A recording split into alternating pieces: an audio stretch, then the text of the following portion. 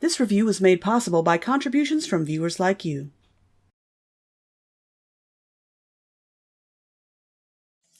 Season's greetings, everybody, and welcome to my 300th review. The holiday season is upon us, which means it's time for a very special gift. Michael Bay's retirement from the Transformers franchise. This is Transformers: The Last Knight.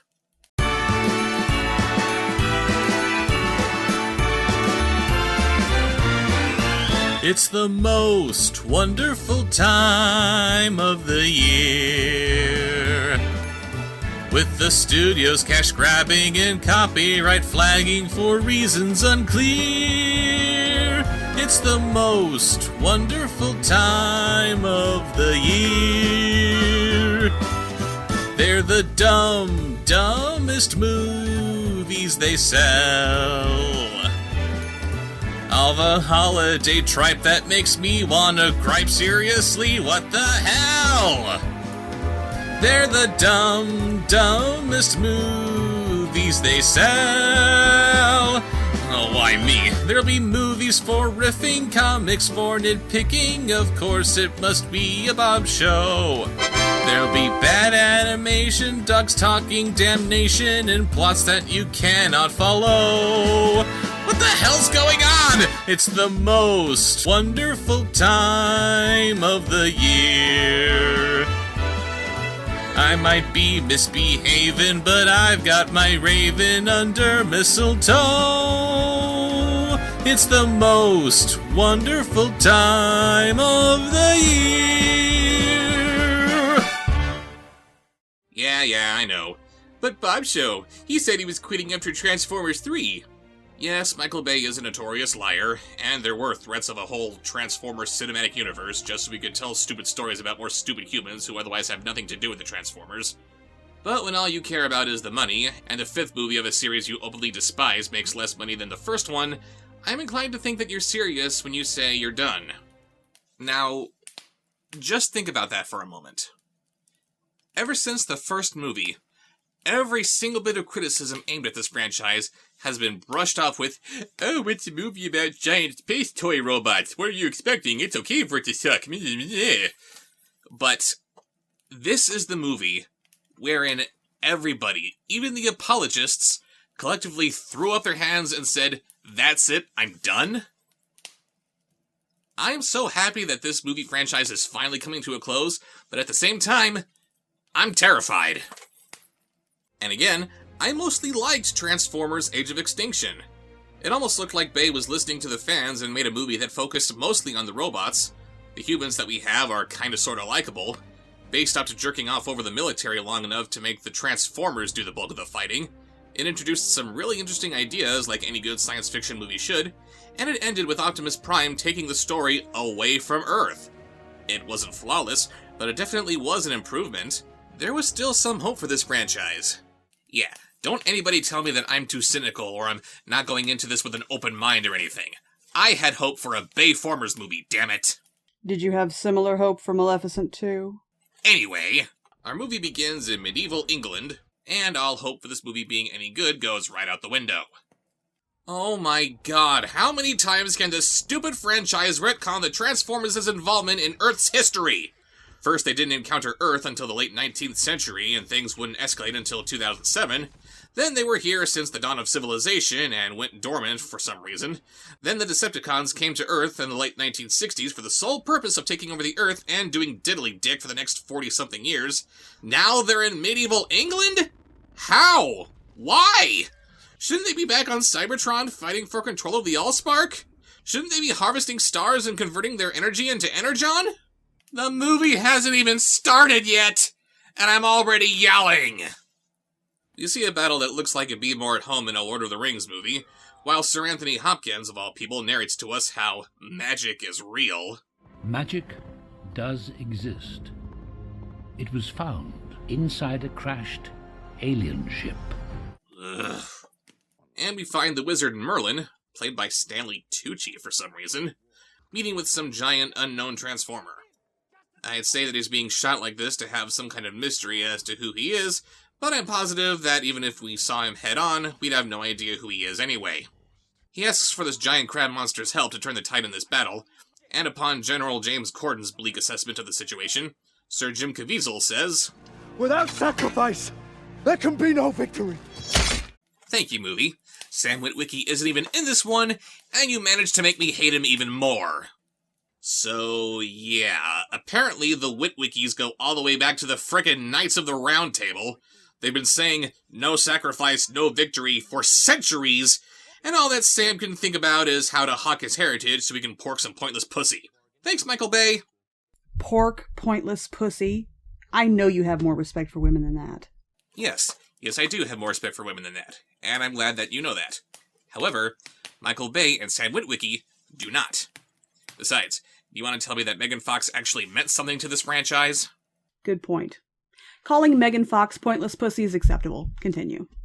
Merlin confesses that he has no magic, immediately after Anthony Hopkins says that magic is real. What the f***? And this finally convinces No Nametron to help them win the day. Dragon is yours to command. Of course, Michael Bay would name the Dragon Transformer Dragon. This coming from the same guy who named a Ferrari Dino. Protect this staff. One day a great evil will come for it. So naturally, you want to entrust it to a drunkard after you already lost the matrix of leadership. Stop giving humans your MacGuffins!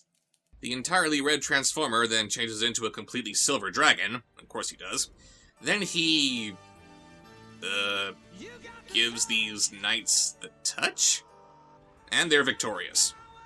We cut to 1600 years later, where we find Optimus Prime floating aimlessly in space, and he's frozen. Can somebody please explain to me how a creature that can fly through space buck-ass naked ends up freezing? For the love of God, Bay, it was your idea to have the Transformers come to Earth with nothing but the clothes on their backs because you said that flying around in their own spaceships was stupid! How do you keep inventing new ways of not keeping track of your own bullshit? If the Transformers are vulnerable to the extremely low temperatures of space, then they definitely would need their own spaceships, wouldn't they? But if they can fly through absolute zero, I'm inclined to think that they shouldn't be able to freeze like this. Anyway, Hopkins continues narrating the setup of our current situation, and it sounds like he's going to start telling us about a strange Transylvanian prince. These are troubled times. Optimus Prime has left us to find his makers. Some say he will never return. His sworn enemy, Megatron, vanished. Without leaders, chaos reigns. Two species at war, one flesh, one metal. Transformers are declared illegal on Earth. After we're introduced to a new paramilitary group to fight the illegal Transformers, because Sector 7, Nest, and Kelsey Grammer's little group just weren't enough, why do they keep creating and dismantling new anti-Transformer factions between movies? And then we're reintroduced to... John Turturro's Agent Simmons. If the camera gets within smelling range of this man's scrotum, I swear to God, people will die! For some reason, he and some other Autobots are taking refuge in Cuba, which Hopkins is keen to point out that President Raul Castro is totally fine with. And you might be thinking that Castro wants to be friendly with the Transformers so he can use them against the American pig dogs, but that might actually be kinda clever, and God knows we can't have anything like that in a Bayformers movie, can we? But these alien beings keep arriving. Endless waves of them. Too many to count. Yeah, the Transformers have been denied access to Earth ever since the second movie, but Optimus still keeps telling them to come on over. No wonder Cybertron's in ruins. The Transformers suck at diplomacy. And for God's sake, is there no way the Transformers can come to Earth a little more quietly? These movies insist on telling us that they've been secretly among us ever since the beginning of human civilization, but how can they do anything discreetly when they insist on blowing up and crashing into everything they possibly can? We then jump to Chicago, where some kids are trying to stand by me as they sneak into a government quarantine zone to look at some dead Transformers. We're not supposed to be here. We're kids, man. We get away with anything. All the more reason for me to wish that these movies were directed by Tim Burton.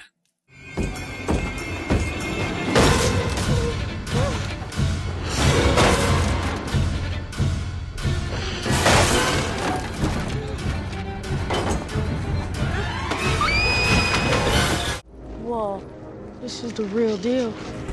Some dead dead one over there. Cool, not cool. TRS shot him down. Yeah, exactly why are all these ships and things just lying around for what I can only assume are years? They were able to cover up the attack on LA, Mission City, and the pyramids of Giza, but they didn't bother cleaning up anything after the Chicago attack in 2011? Does Michael Bay think that the rubble of the World Trade Center is still there too? There's a dead one over there. Cool, not cool. TRS shot him down. Whatever. My dad said shoot him all and let God sort him out. Transformers, ISIS, they're pretty much the same thing. They spot a Transformer, which naturally looks nothing like any Transformer we've seen yet. Then they're accosted by a couple of Ed 209s from the RoboCop remake. Then they're saved by this 16-year-old girl who knows how to fight them, because of course she does. And she even has an ugly little robot sidekick named Squeaks, because these movies need ugly little robot sidekicks, don't they? And I would like to reiterate the point that this girl is only 16 years old. I know that it goes against everything you believe in, Mr. Bay, but can we please try to refrain from any upskirt shots of her ass? Thank you.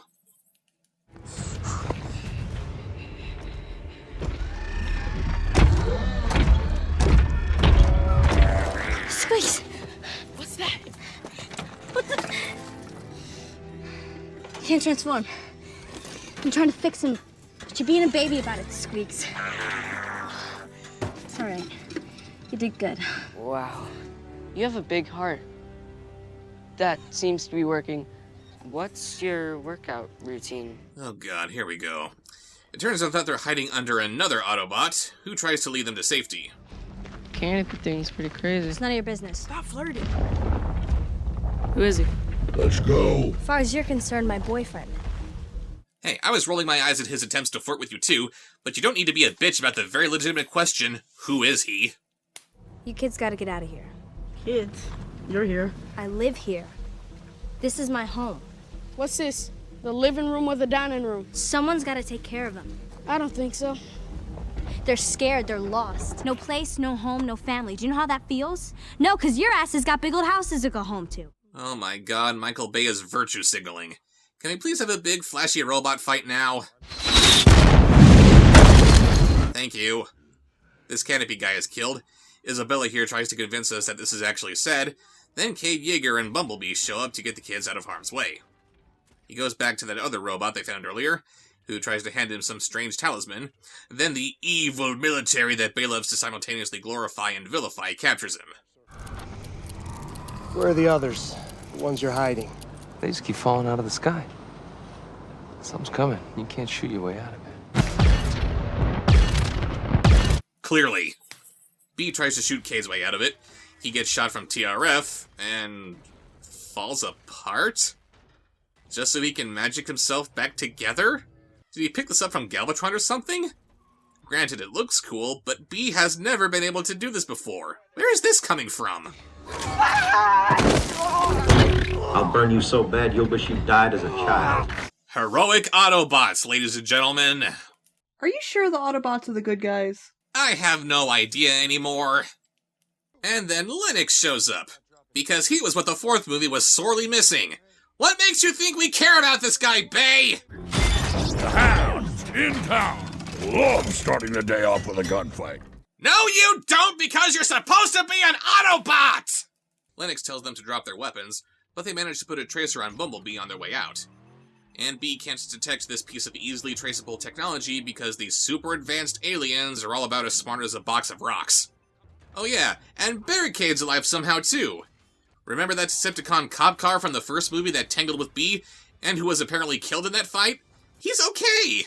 And he shows up at this heavily armed military zone where they're specifically looking for rogue Transformers, and they know that he's here, and they do nothing about him. Why? Because they're keeping tabs on him since he's been in contact with Megatron, who last I checked was going by the name Galvatron, and he looked nothing like this thing we see before us. Anytime he looks different in the other movies, they bother to explain why, but here? Fuck it. He's different because he has to be different in every single movie, and fuck you for demanding any kind of consistency. Also, both Megatron and Barricade sound completely different despite the both of them having their original voice actors. How the hell do you mess that up? Tell me you have found the talisman. I saw it. A dying knight gave it to a human. but there was too much TRF firepower.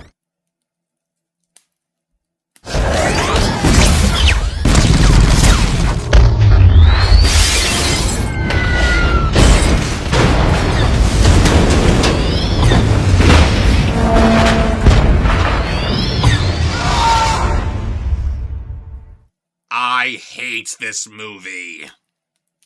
The army guys make a token mention of how they miss Optimus Prime, while blowing the bejesus out of his compatriots just for kicks. Then we cut to Optimus, who crash lands on Cybertron. This is of course bullshit, because Cybertron was completely destroyed at the end of the third movie. My world. What has happened to my world?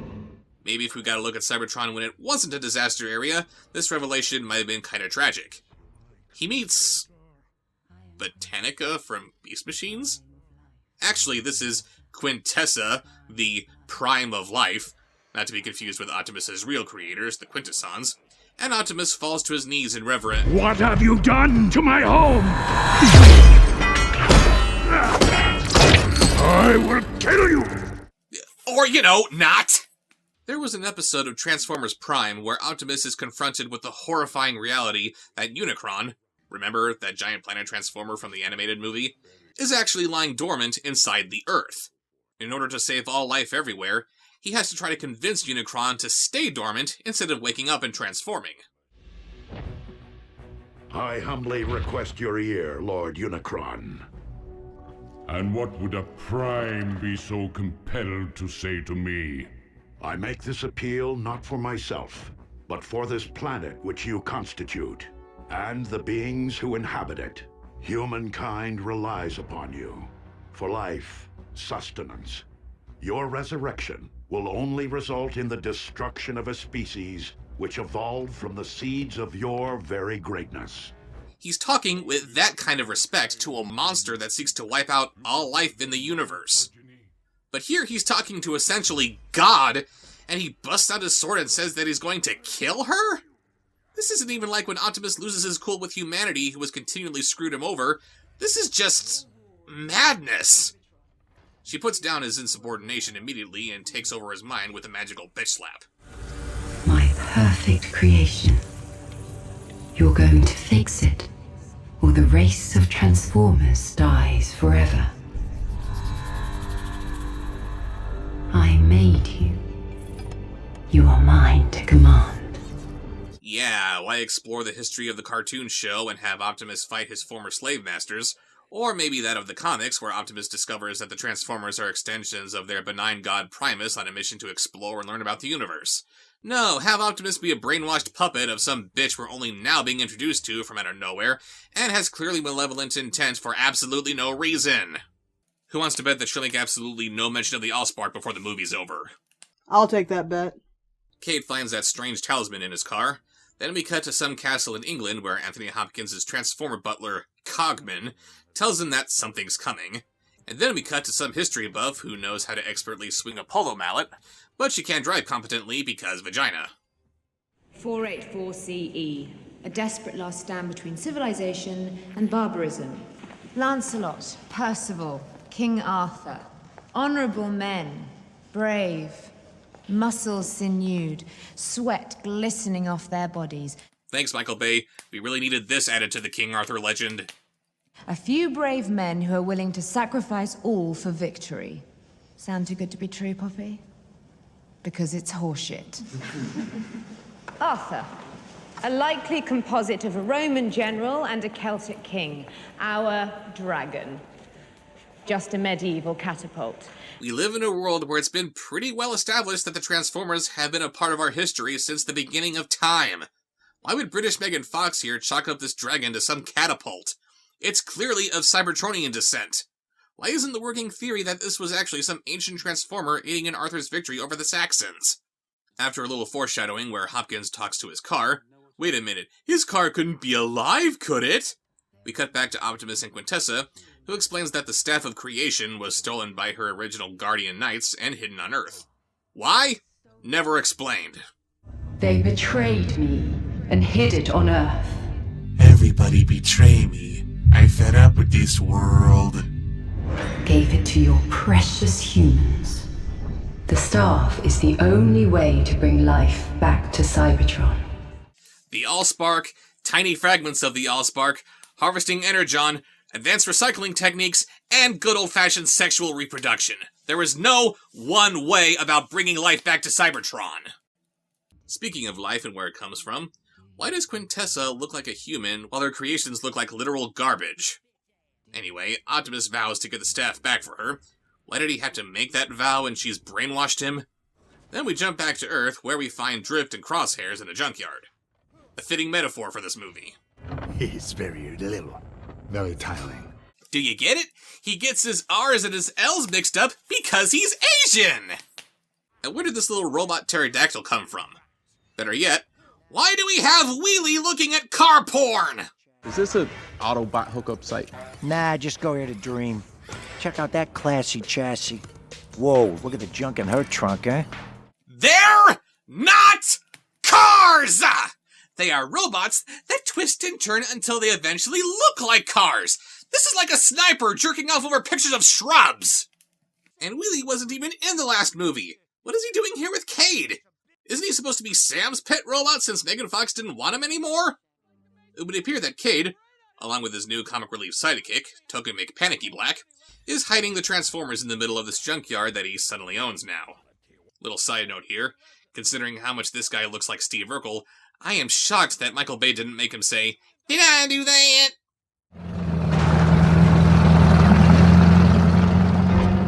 They trade us here. Oh, here comes the most irritating, annoying Transformer on Earth. And considering how ungodly annoying every other Transformer is in this franchise, run! Day Trader himself is just a clone of Hound, but covered in even more pointless junk. And he's voiced by Steve Buscemi, because who the hell else are you gonna get to voice a character that looks like this? Look what I found in Buffalo. Starscream's head, ladies and gentlemen. Starscream was killed in Chicago. What the hell is his head doing in New York? Oh no, I can't remember. After Day Trader identifies the talisman as belonging to the Knights of Iacon, like this movie knows what the Iacon is, that Isabella chick barges in and says, "Hey, I live here now because I'm the strong female character." And I have a name, you know. It's Isabella. Isabella with a Z.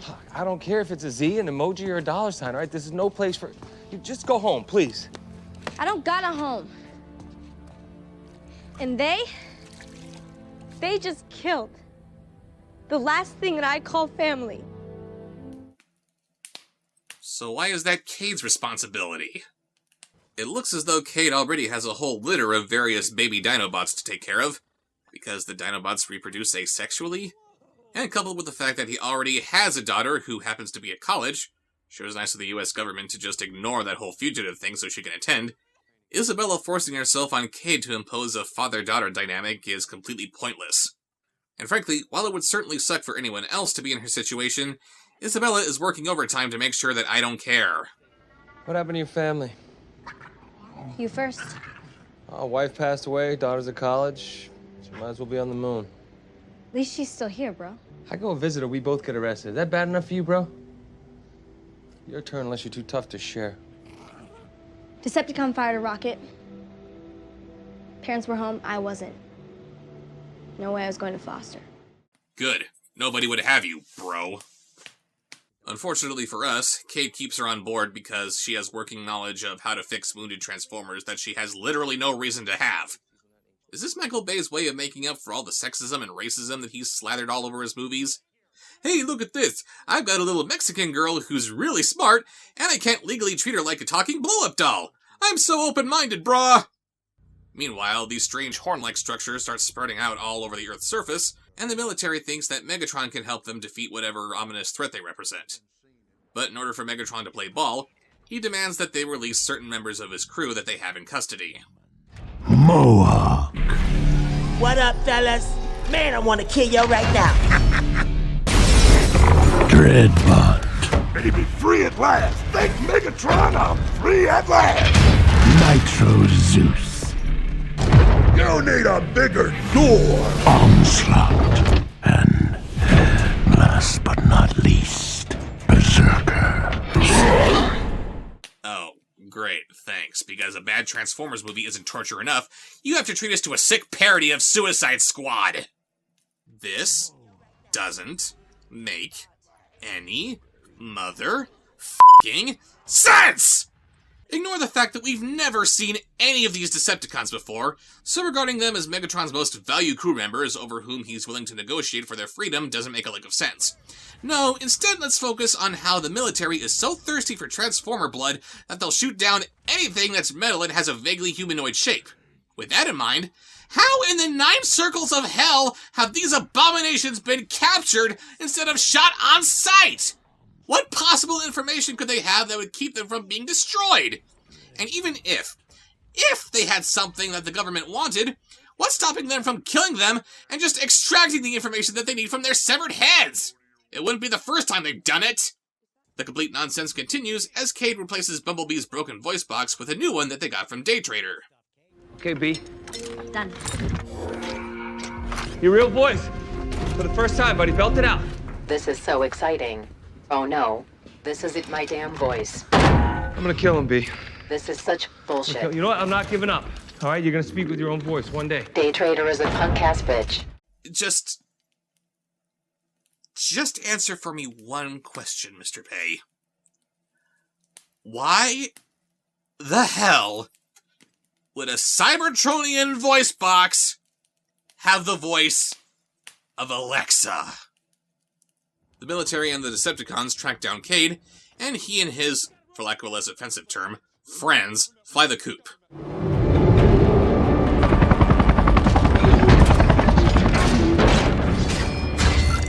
Megatron, they got up out of here. I kicked more ass in prison. The end is near, my old treacherous friend. Well, she's coming. What a shame. You'll be unable to see it. You know, for someone to be referred to as treacherous, they usually need to perform a little bit of treachery here and there. Just saying. They follow our heroes into a ghost town. Wait, no throngs of innocent civilians to get in the way? What the hell is this? And, okay, since when did the military have TIE fighters? Since our main characters have main character shields up the ass, these drones cannot land a hit on them, but they can clumsily fly into them, doing absolutely no damage, and get stabbed with less than point-dead sticks. Ugh. They run into this bizarrely out-of-place office building in this rinky-dink ghost town, and for some reason it still has people in it. And they find Cogman in the still-functioning elevator. Oh my god! A leprechaun! Who the hell are you? Leprechauns are tiny, green, and Irish, and that is offensive. No, that's just stupid. What's offensive is that they got Jim Carter from Downton Abbey to play this guy. Hello, Master Cade. I have been sent to collect you. Yeah, whatever, Fentable. How the hell did you know he was going to be in this building at this time? After playing a little hopscotch with these drones and not crashing into a conveniently placed set of bowling pins outside of a bowling alley, how do you fuck that up? Cogman says that the talisman has chosen Cade. He ain't chosen. I will explain everything if you'll kindly come with me. Hey, Kate, what's with the C-3PO ripoff? Don't kill the messenger, or the messenger will kill you. Ouch! Damn it, Bay. You're so close to making me like this guy, but I can't see past the mountains of bullshit you're throwing at us in order to make that happen. Now then, I'm afraid all this ballyhoo is on your account. If you want to save your friends, you will leave them. What, run off with some crazy ninja butler? Crazy ninja butler! It's actually Australian Ninja Butler. Oh, come on, let me enjoy this one joke. So Cogman takes Cade to England.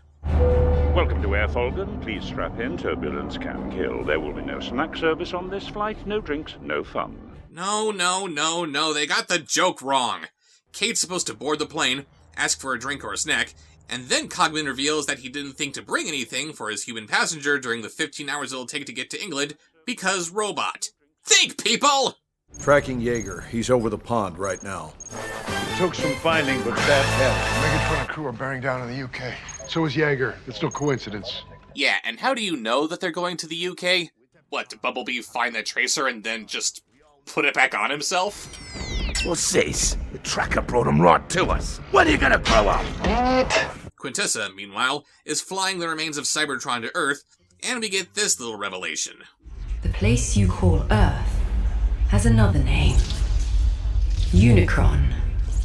So, not content with ripping off Generation 1 and bemoaning its entire existence, now this franchise feels the need to rip off Transformers Prime and just ignore everything great about that show?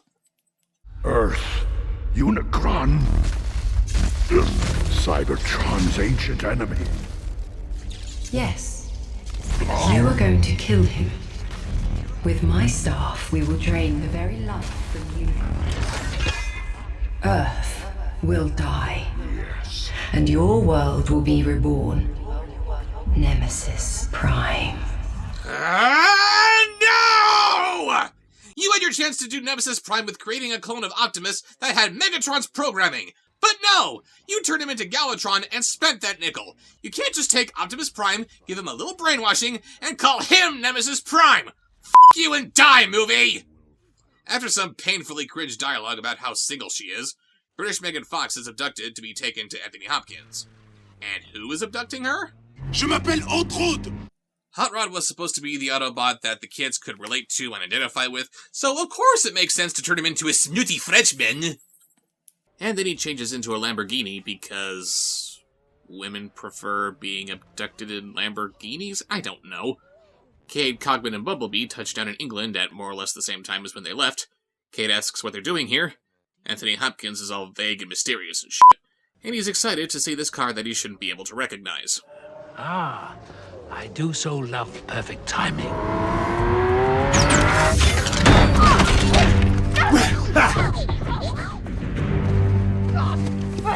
No, little thing. Why do you have to be like that? Pourquoi? My name is Edmund Burton, 12th Earl of Algan, last surviving member of the Order of Whitwickens. Bonjour, chérie. Je m'appelle Hot Rod. At what? Hot Rod. At red? Hot Rod. Hot Rod. Mm-hmm. It's his French accent. Is he French? No, he just likes the accent. No. I hate the accent. But I can get rid of it. I'm stuck with the accent. Yes, you're not French. You just have a French accent that you hate for some reason. That's why you're speaking in French, right? I don't know why I'm here. Neither do I, and I need to be a stuck-up bitch about it. Wow, okay, not sure that that's warranted, but... Yes, but I'm the new love interest, so that's just how it goes. Does it need to be? I'm going to attack you now for no reason. I am so confused. How is it that Michael Bay somehow convinces people to throw millions of dollars at him when he has no idea how human beings talk to each other? I do so very much want to crush his windpipe. Control, Cogman. You must learn to control that impulse. Channel it into other things. Yes, my lord. Like making beds, or cooking food, polishing the silver. I am trying, my lord. He is a headmaster, very rare breed. A headmaster is a transformer that changes into the head of a much larger robot. That is a psychopath that has to beat people up because psychopaths are funny, especially when they're the good guys. Then Hopkins shows off his collection of Transformers-related memorabilia, demonstrating how complete balls-to-the-walls bullshit it is that these things have remained hidden like they have been. Why are there propaganda posters and paintings of the Transformers? How can you possibly have all this stuff with the Transformers plastered all over them and still keep them a secret? And what, all these people belonged to the Whitwickens who were in on the Transformers conspiracy? Shakespeare, Christopher Columbus, George Washington, the Wright brothers, Churchill, Einstein, Al Gore? All these people were in on it? The first movie tried to tell us that all of our modern technology was reverse engineered from studying the recovered body of Megatron. If all of these influential people were aware of the Transformers, why didn't we reach this level of technological sophistication eons ago? Speaking of Megatron, I'm sorry, but didn't Archibald Witwicky discover his body completely by accident? As a direct descendant of the Whitwickens, why wouldn't he be in on this? Oh, and whoever designed this "It's Watching You" poster, F*** you! This famous poster already looks like G1 Megatron. You didn't have to put Krabby McCrabface on it. Oh, and one last f*** you to the audience, as Hopkins explains that Sam was part of this little secret society as well, and his stupid eBay picture is the one they chose to celebrate him through the ages. Because it's not like there'd be any photographers on duty when he got his Medal of Honor from the President or anything. They all belong to a secret society, you see, all united in one cause, to protect the secret history of Transformers, here on Earth. Which is why they spend so much time capturing them in photographs and creating fine works of art about them. You're an idiot! Then we get an unnecessary flashback that points out how Bumblebee was fighting all the way back in World War II, because why the f*** not?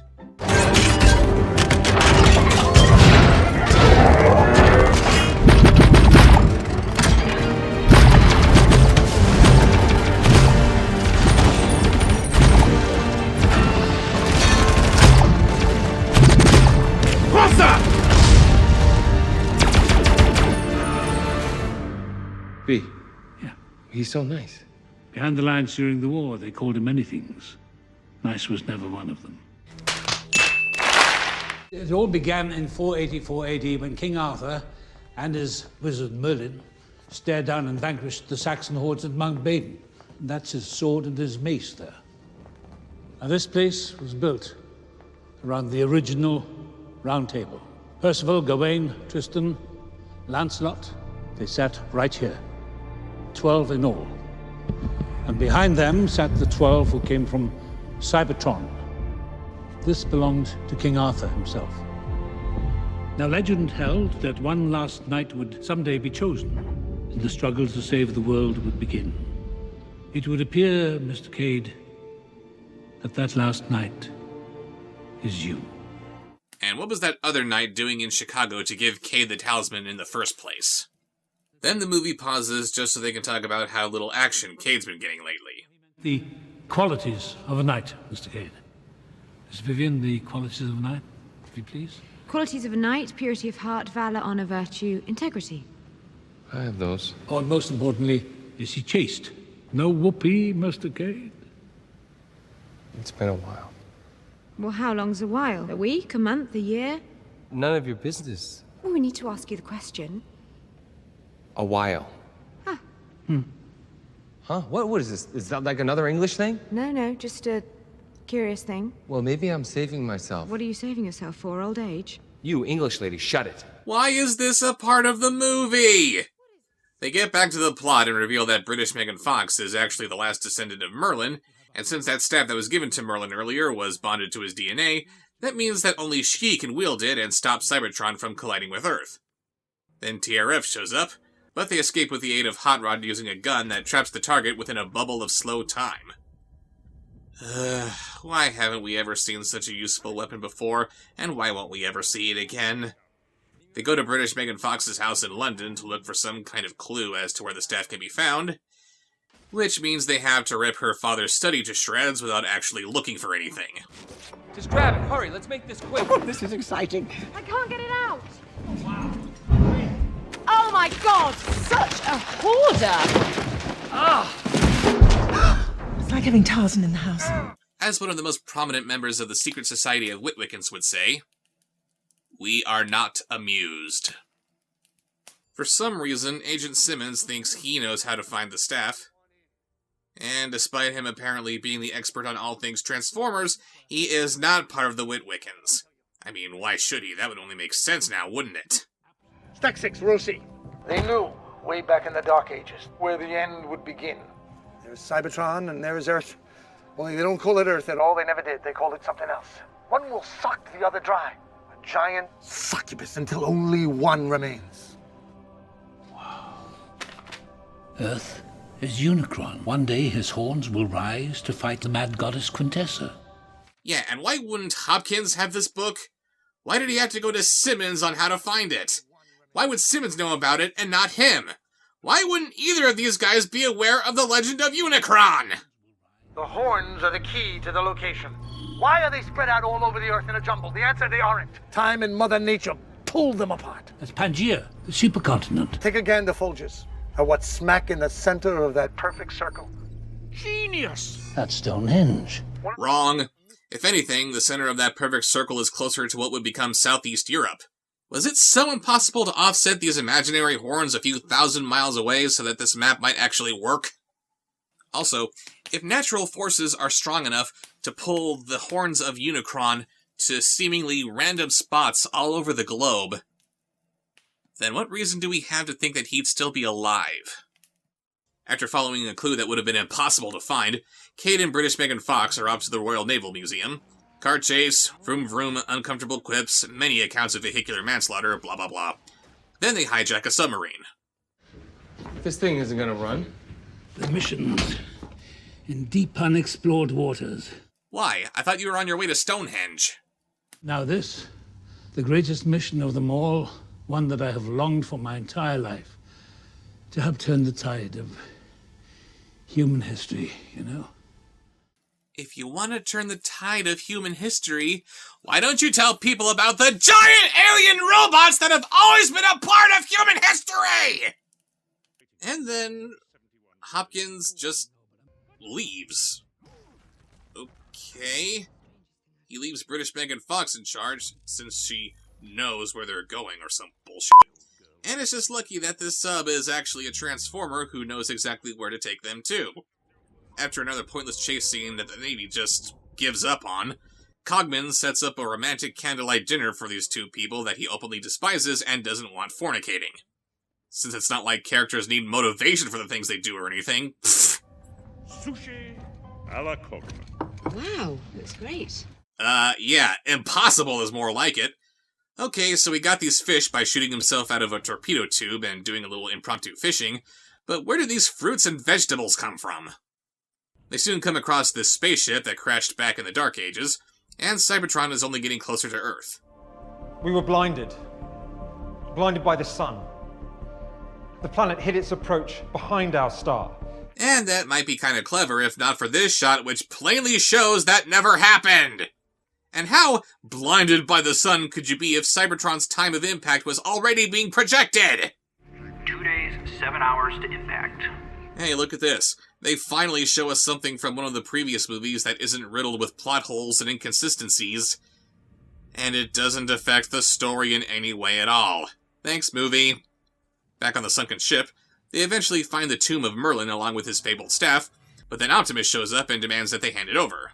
Give me the staff, human. I will kill you.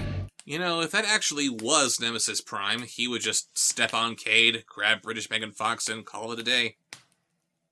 That'd be awesome. Then the ship rises to the surface, and we get a fight scene between Optimus and Bumblebee, and I have no idea why we're supposed to care about this. I am Nemesis Prime. You are nothing. I would like to point out that in Transformers 2, Optimus Prime rips the heart out of the Fallen with his bare hands. As Nemesis Prime, this fight with Bumblebee should not last longer than 10 seconds. During the course of the fight, Bumblebee's voice is miraculously restored somehow. I am Bumblebee, your oldest friend. Optimus, I would lay down my life for you. That's why you're giving it everything you've got instead of just lying back and taking it, right? What this scene should have been is Optimus wailing on Bumblebee while he does absolutely nothing. Then Optimus says something like, "What's the matter, Scout? Are you too afraid to fight me like a real Autobot?" And then Bumblebee says that he laid down his life for him, giving him pause and remembering who he really is. But yeah, hearing Bumblebee's voice is somehow enough to undo Quintessa's brainwashing. Drat! I've been foiled by the power of love! Yeah, we don't even get any struggling from Optimus as his memories fight his new programming. He's just better now, hooray. What have I done? Nothing! You didn't kill anybody, you didn't destroy anything, you didn't help the villains achieve their goal somehow. You becoming Nemesis Prime meant nothing! Then Megatron shows up, long after the military started chasing our heroes when Megatron was supposed to have a head start on them, and he takes the staff from Optimus. Wasn't that staff supposed to be bonded with Merlin's DNA, allowing no one but him and his descendants to use it? Why is it growing in Megatron's hand like that? You failed. You turned your back on Cybertron. Now you will watch Earth die. Well, at least Megatron actually sounds like Megatron again. Gotta enjoy those tiny bits of good wherever you can find them, huh? Wait a minute, what's up with Megatron's face? I mean, aside from how it's monstrously ugly and looks nothing like anything we've seen before now or what it should look like. What's with the red mark? Did he get captured and brainwashed by Quintessa too? Is that what happened? For that matter, why does anyone need to be brainwashed by Quintessa? Shouldn't Optimus and Megatron be doing her bidding just for the sole purpose of pleasing their creator? She tells Optimus that only by destroying Unicron can Cybertron be restored, and he should be tripping over himself to make that happen.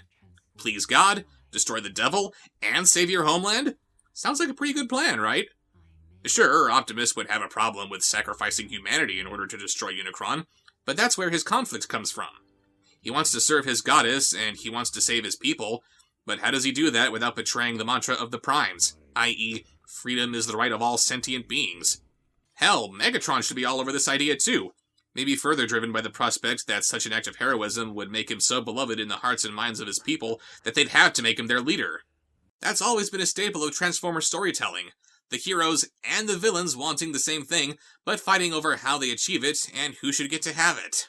Oh wait, that's what a smart movie would do! Never mind! The Guardian Knights aboard the ship are resurrected, why not, and start beating up Optimus for betraying his people or some bullshit.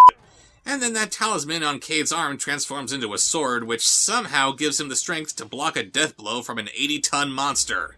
Of course it does. Cade, I have failed you. I have doomed Earth. Earth, the only place in the universe whose people let me call it home. No! That statement is completely wrong! 1. Nothing about the impending doom that Earth is facing has anything to do with you. Cybertron was already on its way to crashing into the Earth, and you had no way of knowing how to stop it. 2. Cybertron was your home for who knows how many millennia long before you had even heard of Earth. 3. Who on Earth, literally, has let you call Earth your home? Ever since you arrived, everyone wanted to either kick you off the planet or just kill you. Not even Sam wanted anything to do with you. Not everyone wanted them gone. The Transformers are welcome in Cuba. Oh my god, a movie about the Transformers just lying on a beach in the Caribbean. That would be a breath of fresh air. My brothers, I will never betray you again. You barely betrayed them now! To save Earth, we must go to Cybertron and destroy Quintessa. Yeah, sure, okay. The original Primes lost the Matrix and didn't care about getting it back. You didn't care about Cybertron getting sucked into a black hole, and now you want to kill God. That makes total sense.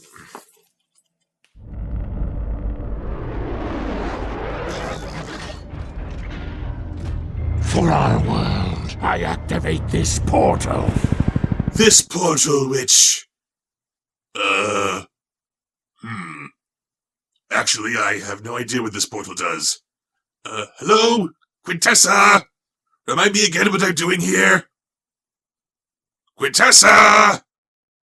I'm ready to do your bidding now! I can't do your bidding unless you tell me what I'm doing exactly! Hello? Then the military opens fire, which somehow makes the aspect ratio change. Megatron shoots Hopkins in the back of the head at point-blank range, and he's fine. I mean, sure, he's dying. Oh no, it's so sad. But how is there anything more than a red, goopy stain on the grass right now? The other Autobots show up, as does Isabella. Hooray, I'm so glad we get to see more of her. You got my message. You brought everyone here. Message? What message? You've been too busy with all this bullshit to message anyone. And you don't have any reason to message anyone. Hell, the only reason you're here is because Cogman said that leaving them behind was the best way to help them. What are they doing here? Why would you say that they should come here? I just found Optimus Prime! He's gonna deal with all this shit! He's gonna save my asses! I brought the troops, man. I brought the troops. You didn't do jack! Knights, Autobots, this cannot and will not be the end. To save Earth and her people, we are going to steal Quintessa's staff. Only you, Vivian, can take it back.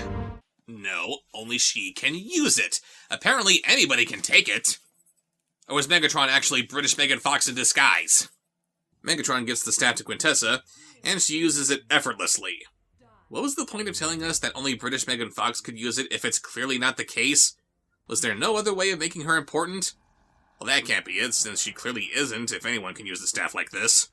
Of course she's not important. She's a woman in a Michael Bay movie. Watch as our world heals and theirs dies. Yeah, remind me again where the Primes and Knights got their sense of honor and respect for all life, because they sure as hell didn't get it from this bitch. So she starts joining the various pieces of Cybertron back together. Wouldn't the forces of gravity have done that by themselves already? And it looks as though Earth is doomed. It's using Earth's geothermal energy to reconstitute, to rebuild itself, all right? If our core cools, which it is rapidly cooling right now, the magnetic field dissolves, exposing us to high levels of cosmic radiation. Look, don't try to sound scientific about this, okay? You're already having Cybertron come into Earth's orbit for the second time, and absolutely nothing is happening from the gravitational stress which should be there.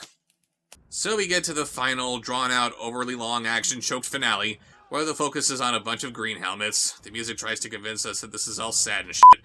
Optimus reappears about 15 minutes after the movie just forgets about him. We get a completely inconsequential bout between Optimus and Megatron for, I don't know, 10 seconds if that. And Quintessa is easily defeated after Bumblebee shoots her in the back. What a hero. Sting like a bee. The first time that Bumblebee has been able to speak in 4 movies in a voice that actually sounds like it might be Bumblebee. And all that I can say in response to that is, shut up.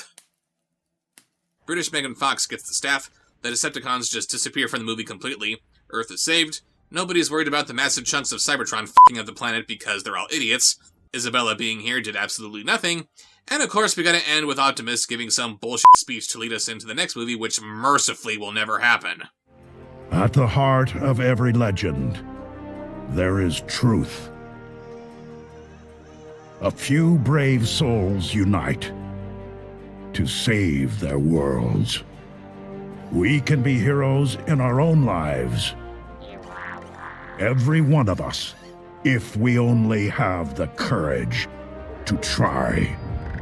Our fates were always intertwined, but now our worlds are joined as one.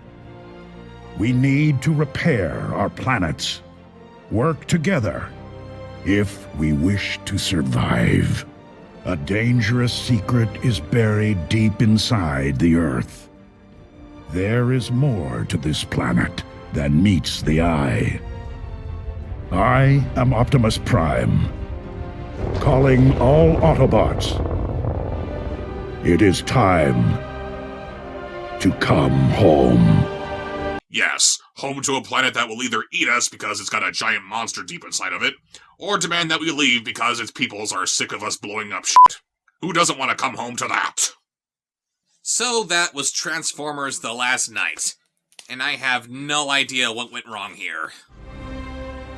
There were so many improvements to this godforsaken franchise in the last movie, but Bay just tossed them all out into the garbage. All of that goodwill, gone! It yet again ignores everything that came before it. The characters were all a painful chore to endure. The Transformers themselves were once again pushed into the background while the action scenes are nothing but a military recruitment ad. The internal history has been completely unraveled into a mess of wibbly-wobbly, timey-wimey... The introduction of Quintessa and Unicron was a completely botched opportunity. The whole movie was an unforgiving, unforgivable mess. The best thing I can say about it is that Mark Wahlberg will never be as annoying as Shia LaDipshit, but I couldn't even really enjoy him since they took away his daughter and paired him up with British Megan Fox and little Maria Susanita. But it's done. The important thing is that we can put all of this behind us and look forward to a future of Transformers movies done by directors who actually give a fuck. This is why you're here, B.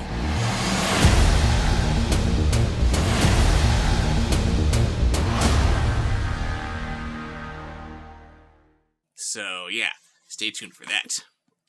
And on that note, I would like to say thank you all for sticking with me through this dumb little review show for 300 episodes. Thank you for watching, liking, sharing, commenting, pledging to my Patreon, helping me and Raven get together for our 5th anniversary this last August. Thank you all for making this show what it is. Merry Christmas, and Happy Holidays.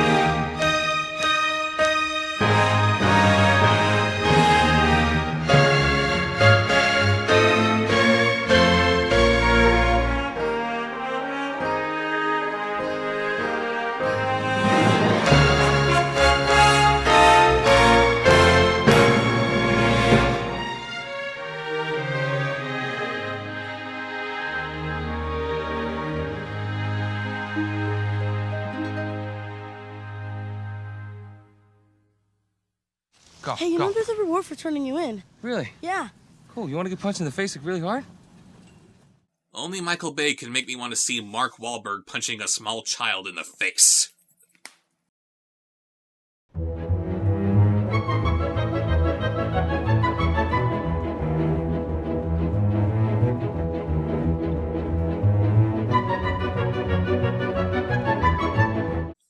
Hey guys, I got a package here to open from Austin Billingsley of Texarkana, Arkansas. Let's see what we got here.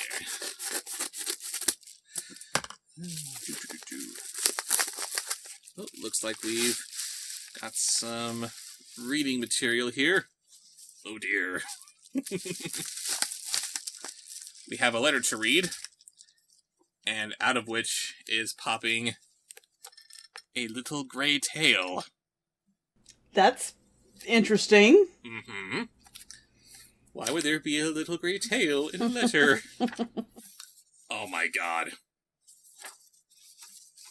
What is it? Oh, it's Lily! It's Lily, and she's a bookmark. That's amazing! And her paws have been cut out so you can stick her in the page and you won't lose her. Oh. That is precious. That is precious. Thank you for that. Okay, let's see. Dear Bob Show, I painted this group of animated characters to sell at my art table for my town's 2018 Comic-Con. Because of some technical errors at my Office Depot, I ended up with about 8 copies of each character.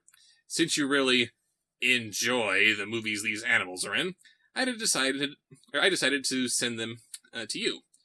I painted them using a program called GIMP, the GNU image manipulation program, and designed them in a college style where they make an entire image, or collage style, pardon me, I can't read. A collage style where they make an entire image when displayed side by side. They're printed in 8x10 scale and can be mounted onto any 8x10 frame. I also included a strip showing the 4 paintings together, plus something special. And very special it was. Thank you. So cute. I just want to thank you for your entertaining reviews and for inspiring me to review movies myself. I also plan at some point to review all 8 films these characters come from. Oh, God. You have my condolences, sir. Stay updated on what the guest show topics are, because we'd love to put a guest show of yours, since you're reviewing movies. Yes, excellent idea. Up on the channel. Austin, aka Godzilla 98 Rules, and Geeky Austin on YouTube. Let's see what we've got here. Has he done a guest show for you? It doesn't sound familiar to me. The same name's not ringing a bell, but he might have. I'm not sure. If you haven't, or if you have, sorry. If you haven't, please do so. If you have, do it again.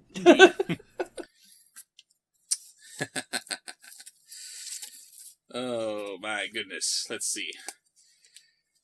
We've got... As he was saying earlier, we have a little tiny image of what all of these paintings put together are supposed to look like. And, wow. And when I finally get my own place, I am going to have to hang them up as such. We got Kate, Humphrey, Garth, and Lily.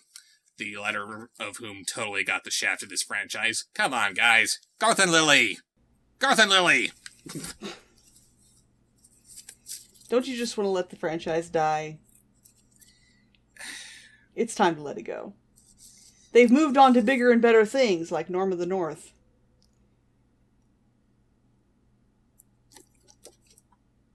Alpha and Omega was hardly perfect.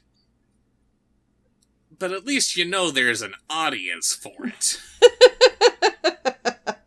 It makes sense that you want to make sequels for that movie.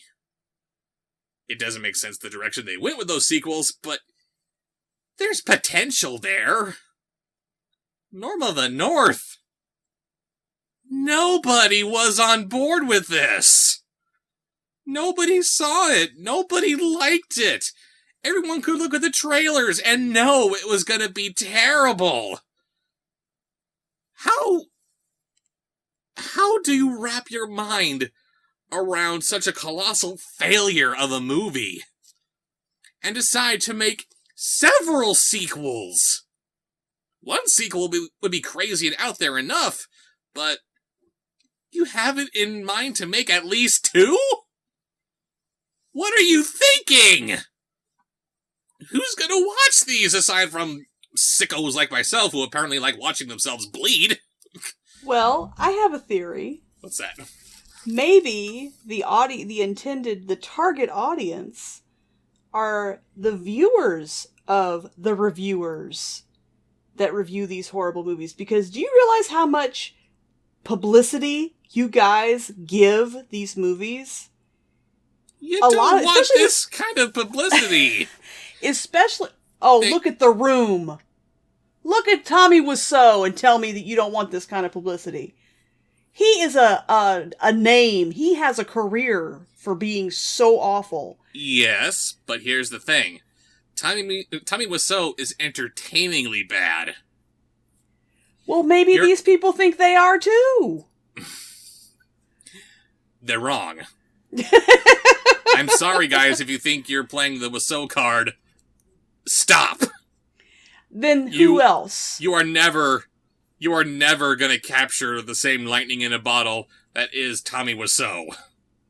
He is an entity completely unto himself. I don't think he's human. Yeah, he may not be. We don't know. That's why I said an entity all to himself. Mm-hmm. But no, you don't want the attention from us. You don't. I wonder how many people bought the DVD so they could watch it and see if it was truly as bad as everyone said it was. I know DJ Razorblade reviewed it. Yeah, he reviewed it, but did he buy himself a copy? Did any of his fans? I don't know. Who else has reviewed this crappy franchise? I don't know. But can you think of any other reason that they would continue to pour money into these things? I can't. They think someone out there is buying and enjoying these movies. How? I don't know. They have to be making money. No, they can't. If they're not turning a profit, then how in the world can they get the sequels, the money just to do the sequels? It doesn't make sense. They're getting money somewhere. Unless they're able to turn a profit of like $10.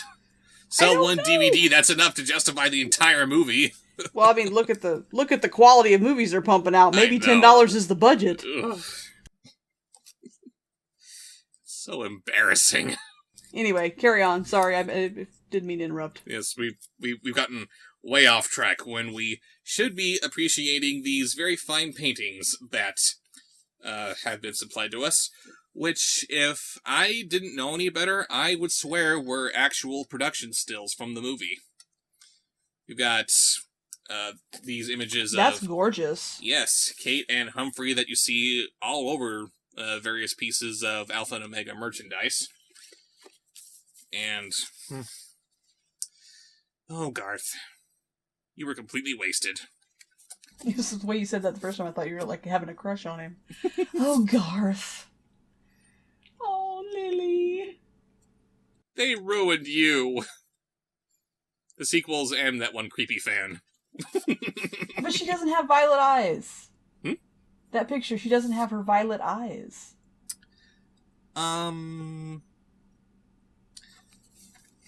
They're kind of grayed, which makes me wonder, what did the original picture look like?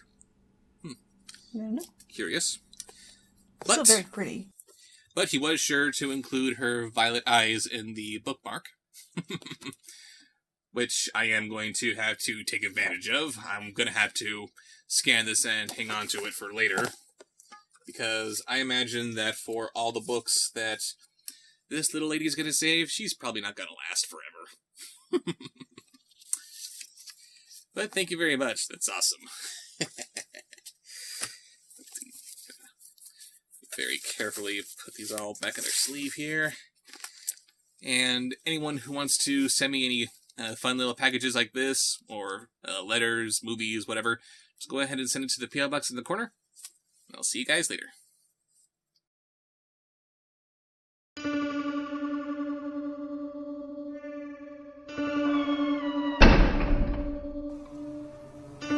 Subscribe, like, follow, comment, share, watch more,